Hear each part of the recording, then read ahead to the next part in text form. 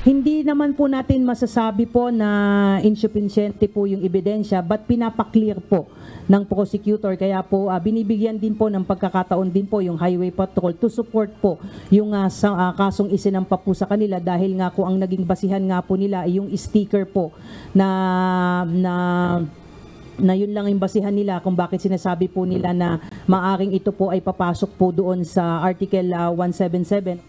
Kinumpirma ng Philippine National Police na pinalaya ng piskalya ang dalawang Metropolitan Manila Development Authority personnel na nahuli dahil sa paggamit ng motorsiklong mayroong markings ng pulis. Ayon kay Philippine National Police Public Information Office Chief Police Colonel Jean Fajardo, pinalaya ito para sa mas masusing investigasyon. Gayunman, hindi pa aniya lusot ang mga ito sa reklamo. Ang naging basihan po ng pagkakahuli po sa kanila, binabasa ko po itong mga papeles na ibinigay po ng Highway Patrol, because they were flagged down because nakita po yung police markings doon po sa motor shield po nung dalawa pong MMDA, at maging doon po sa gilid po nung top box. Makikita niyo po yung meron pong mga box po doon sa likod at sa gilid na may nakalagay pong markings po na police. Sinabi din ni Colonel Fajardo na handang mag-imbestiga ang PNP sakaling may mali sa paraan ng pagdetene sa MMDA personnel.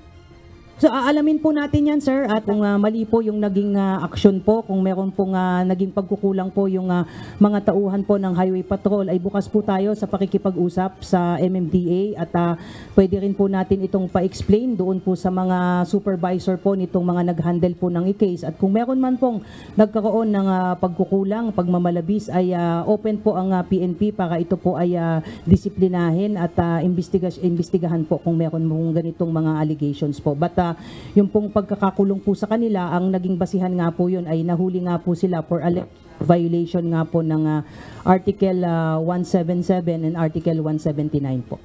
Sinagot din ni Colonel Fajardo ang mga pahayag ni Senator Tolentino kaugnay sa pag-aresto sa dalawang MMDA personnel.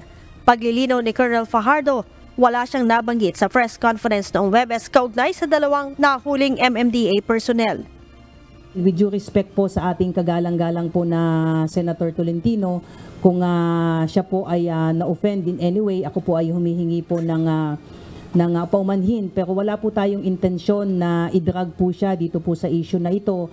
In fact, katulad ng sinabi ko po, ang topic po natin kahapon about po doon sa dalawang individual, isang pulis at dating miyembro po ng AFP, na sinasabi po natin na nasampahan po natin ng kaso na violation po ng Article 177 at Article 179, no, yung po yung usurpation of authority at yung pong improper or illegal use of police uniform and insignias po. But just the same, just to clear po, ay there was no mention about sa MMDA.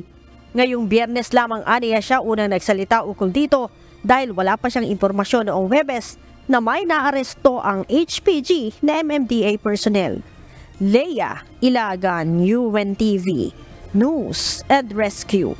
Diyos ang aming sandigan, serbisyo publiko ang aming pinahahalagahan.